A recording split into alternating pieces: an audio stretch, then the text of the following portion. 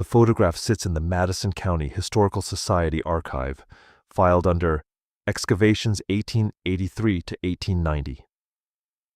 Album in print, slightly faded. You can see the survey markers in the background, the excavation trench walls, the tools leaning against the wheelbarrow. Standard archaeological documentation for the period. What arrests you is the femur in the foreground. The field crew positioned it next to the measuring rod for scale. The proportions are wrong for the received chronology. 7 feet, perhaps more. The expedition leader's notation in the margin. Specimen forwarded to Smithsonian Institution, November 1883, care of Department of Anthropology. The specimen never appeared in any published Smithsonian study. The photograph remained in Madison County. I started noticing it in the archives themselves, not in the theories people built around them, but in the documentary record. Sites across different states, different decades, different excavation teams. But when you trace what happened after discovery, a shape emerges that wasn't visible when you were looking at any single case. The specimens went somewhere specific. They arrived, and then the documentation stopped. West Hickory, Pennsylvania, 1886. Burial mound excavation yields skeletal remains the field report describes as of extraordinary stature, measuring 7 feet 4 inches from crown to heel. The local archaeological society documents the find with thoroughness, typical of the period.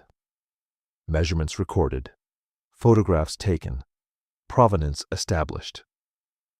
The Society's quarterly bulletin notes the transfer. Specimens forwarded to the Smithsonian Institution, per established protocol for analysis and permanent preservation. The analysis was never published. Lake Mills, Wisconsin, 1891.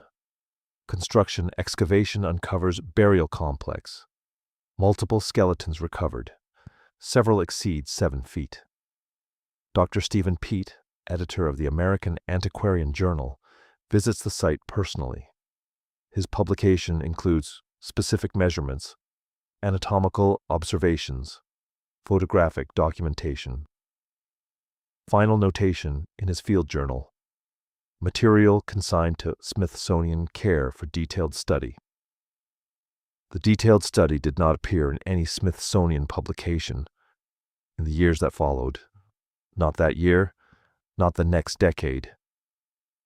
Peet's journal continued documenting other excavations across the Midwest with extensive institutional follow-up. This one simply stopped generating documentation after transfer. Mobridge, South Dakota. 1902. Earthwork excavation produces skeletal material that the field reports characterized with unusual care. The Smithsonian dispatches its own team, not local researchers reporting findings. Institutional personnel conducting the excavation directly. They catalog what they find. The catalog numbers appear in correspondence logs. The catalog entries themselves are absent from institutional records researchers can access. I want to be precise about the nature of these sources. These were not fringe publications. The American Antiquarian was the primary scholarly journal in the field. The New York Times ran several of these discoveries on front pages. The Smithsonian's own field teams were involved in multiple cases. The documentation was professional. The institutional channels were official. The specimens entered the system through protocols designed to ensure preservation and scholarly access. And then the trail goes quiet. Different cities, different circumstances of discovery, different excavators operating independently with no coordination except the standard they all followed. Unusual finds of significant scientific interest were to be forwarded to the National Repository for proper study. They forwarded them. The timeline clusters. Between 1880 and 1920, these discoveries appear in newspapers and archaeological journals with a frequency that resists dismissal as scattered anomaly. Dozens of documented cases. Ohio, Minnesota, Tennessee, Arizona. Nevada, Pennsylvania, Wisconsin. Geographic spread across regions that shared no institutional oversight except the final destination. Same administrative assurance in each case. The material would be examined by qualified experts. Results would be published. Specimens would be made available to the scholarly community. None of that happened. This was the era of systematic archaeological survey. Professionalization of the field. Institutions building their collections with methodical intent. The Smithsonian was establishing itself as the central repository for American archaeological material. Federal funding, congressional mandate, the facilities and expertise. It collected the specimens. It acknowledged receipt. And then it stopped talking about them. Nevada. 1911 through 1912, Lovelock Cave excavations. Mining operations encounter preserved remains of exceptional size. The Nevada State Journal covers the discoveries across multiple editions. Not brief mentions. Detailed reporting with measurements, anatomical descriptions, witness testimonies. Correspondence between the mining company and the Smithsonian survives in county records. The company offers the material for institutional study. The Smithsonian accepts. Receipt is confirmed in writing. Catalog searches conducted by independent researchers decades later find nothing. Not contested entries marked as disputed. Not records showing the claims were investigated and dismissed. Nothing. The geography tells you something. Minnesota excavations in 1888. Ohio sites in 1891 and 1895. Tennessee discoveries in 1903. Arizona findings in 1912. These were separate archaeological contexts. Different soil conditions. Different cultural affiliations. Different excavation teams. The only common thread was institutional destination. An institutional silence afterward. The official explanation, when offered, maintains consistency. Specimens were received, examined, and determined to be either misidentified, mismeasured, or insufficiently preserved for continued study. The examination records documenting those determinations have proven difficult to locate. That is where the procedural question opens. Standard practice requires documentation. A specimen enters the collection. Someone catalogs it.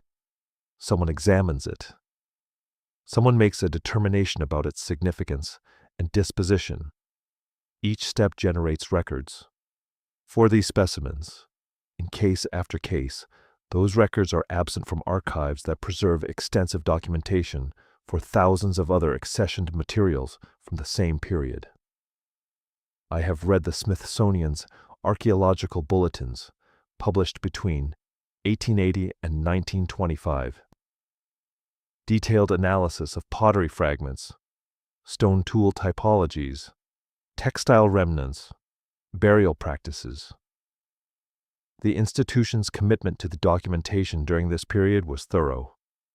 The giant skeletal material that newspapers across multiple states reported being delivered to that institution does not appear in those publications, not with analysis explaining why the initial reports were exaggerated, not with corrected measurements, not with any acknowledgement that the question merited attention. What appears instead is a pattern of acknowledged receipt followed by documentary silence. A pattern consistent enough that by the early 1920s, newspaper coverage itself begins to thin. Not because the discoveries stopped, because the trajectory was predictable. The institutional endpoint was known, and nothing came back. The Smithsonian had become the place where this category of archaeological evidence ended. Wisconsin, 1891. The details survive because someone kept copies. Aztalan State Park region. Conical burial mounds. Excavation, overseen by Milwaukee Public Museum in coordination with Smithsonian field representatives. Multiple skeletal remains recovered. Measurements ranging from 7 to 8 feet. Field photographs documenting the finds in situ. November 12, 1891. Letter from museum director to the Smithsonian, acknowledging specimen transfer. The language is formal, procedural. Receipt confirmed by return correspondence dated November the 28th, 1891. Both letters exist. They sit in the Milwaukee Public Museum archives, available to anyone who requests access. The specimens those letters discuss do not exist in any Smithsonian catalog that subsequent researchers have been able to locate. Not contested, not explained, simply absent.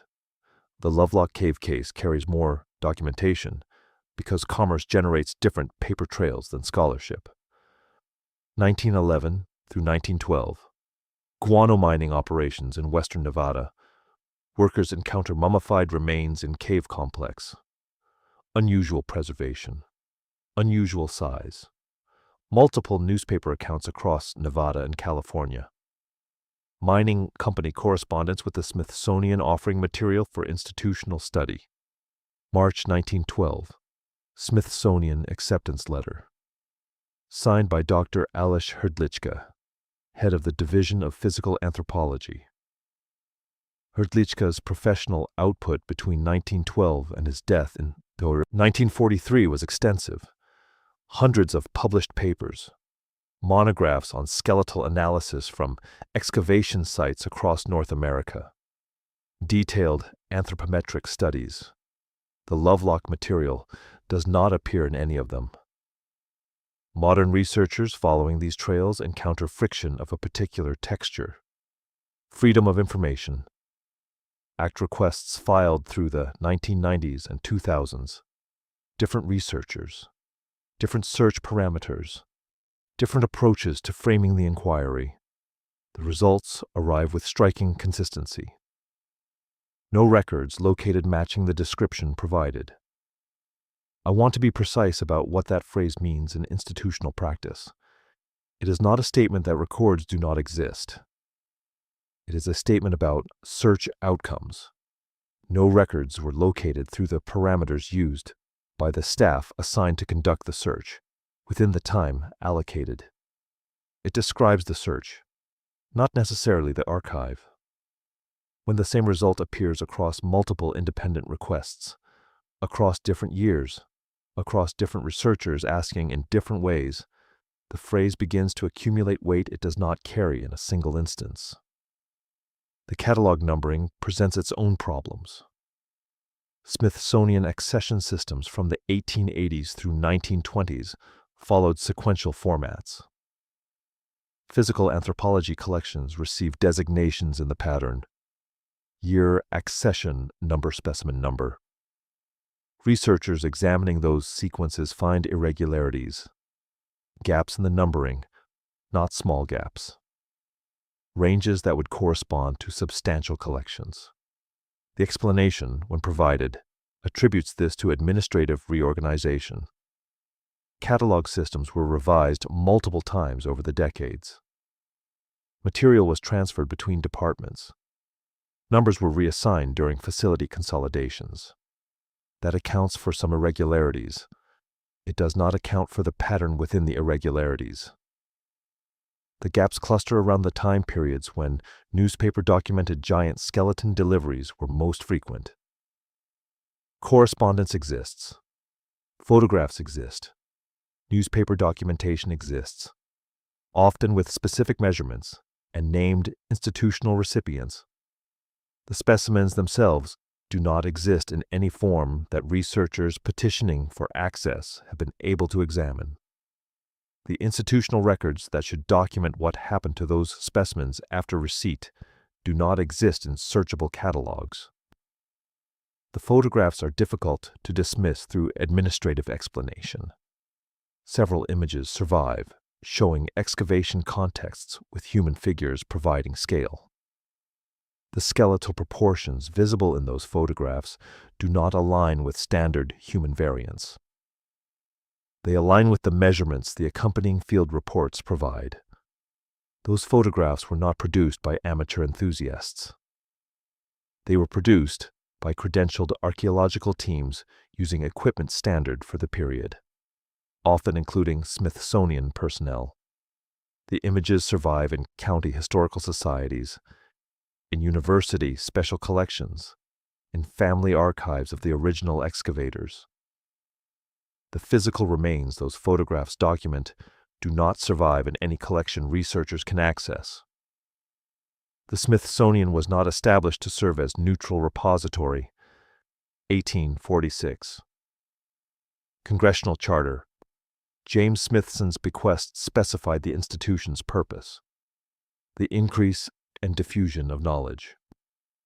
The interpretation of that mandate fell to institutional leadership across subsequent decades. Which knowledge would be increased? Which knowledge would be diffused? John Wesley Powell assumed directorship of the Bureau of American Ethnology in 1879. His influence on American archaeology was decisive. He systematized field methods. He standardized classification. He established protocols for what constituted rigorous evidence. Powell operated within a framework: the Bering Strait migration model. Native American presence in North America as relatively recent phenomenon. Post-Ice Age arrival. This was becoming archaeological consensus during his tenure. Evidence supporting that timeline was collected, analyzed, published extensively through official channels. Evidence complicating that timeline was collected, and then handled differently. If the giant skeletal discoveries were accurately reported, they suggested problems, either a separate population or a timeline disruption.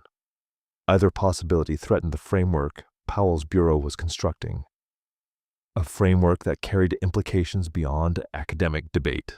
Policy implications, legal implications, federal understanding of indigenous presence, and territorial priority.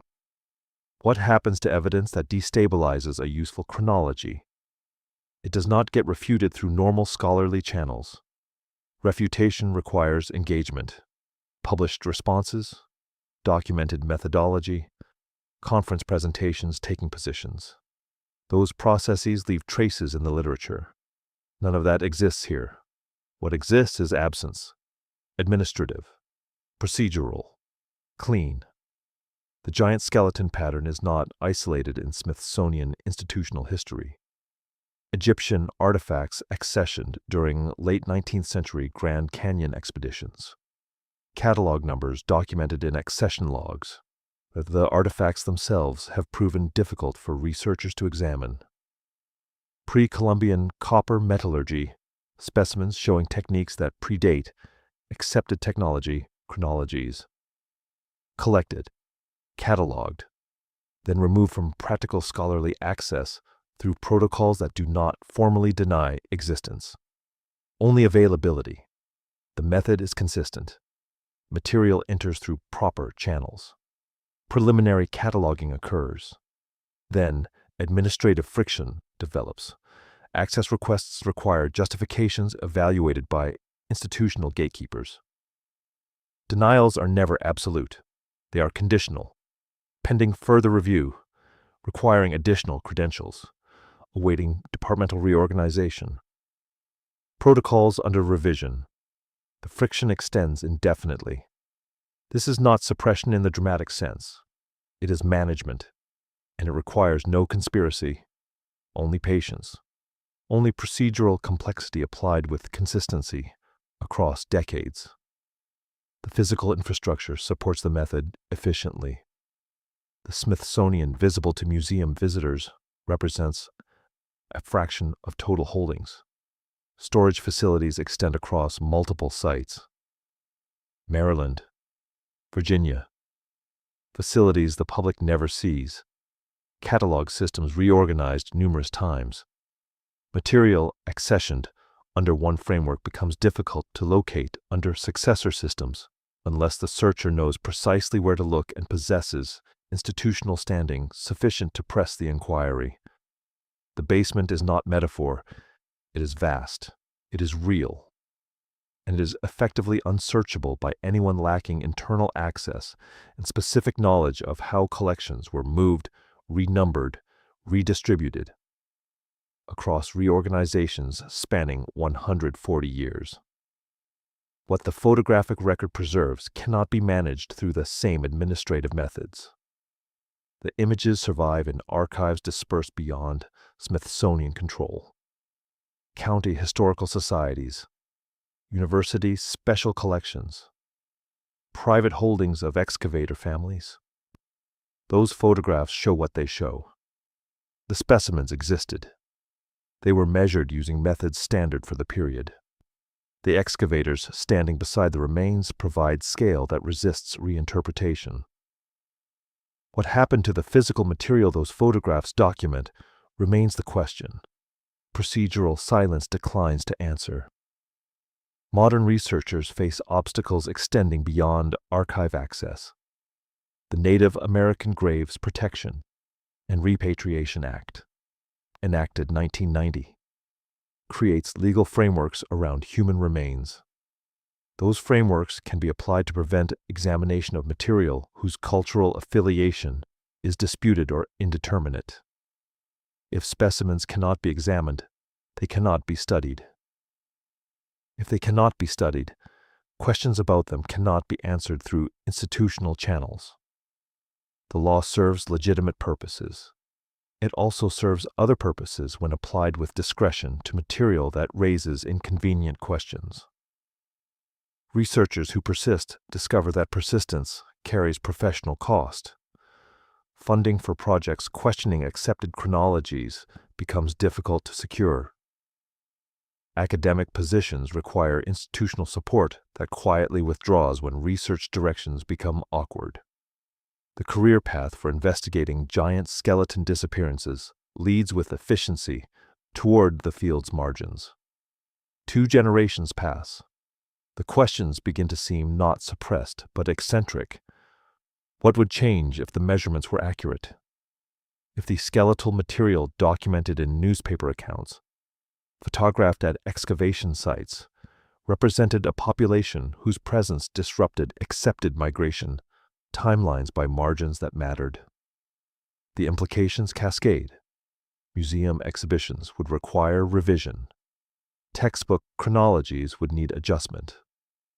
Legal frameworks built on assumptions about indigenous presence and priority would face complications. The architecture of how North American prehistory is understood, taught, deployed in policy contexts would require reconsideration. That architecture has institutional weight behind it. It organizes funding priorities. It structures academic departments. It informs federal Indian law. Evidence that destabilizes it encounters resistance proportional to what depends on its stability. I don't have access to those storage facilities.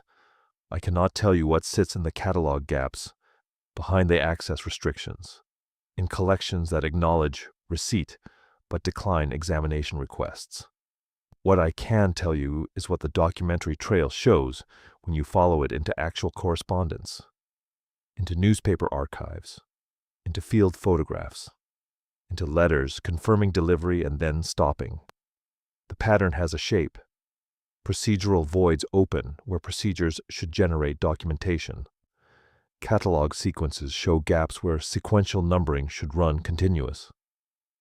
Access requests encounter friction where institutional transparency is formally promised. The discoveries did not stop in the 1920s. They stopped being reported. The route had become predictable. The endpoint was known. The silence that followed delivery was consistent enough that local newspapers lost interest in covering finds that would disappear into the same administrative void. The evidence waits, in dispersed archives, in photographs that survive because they were never centralized. In newspaper accounts documenting what people saw before institutional processing determine what would be remembered. The question is not whether the specimens existed. The photographic and documentary record establishes that. The question is what happened after institutional collection, and why the answer has been made through ordinary administrative mechanisms, sustained across generations, effectively unreachable. The absence of that answer does not look like oversight. Oversights leave different traces. This silence has the particular texture of something noted once, then quietly ensured it would not be noted again, not refuted. Never refuted. The excavation sites remain. The photographs survive in their scattered holdings. And somewhere, in facilities whose catalogs are incomplete and whose access protocols are conditional, the specimens wait. Patient, uncatalogued, entirely unavailable, the institution, of course, would prefer you moved on.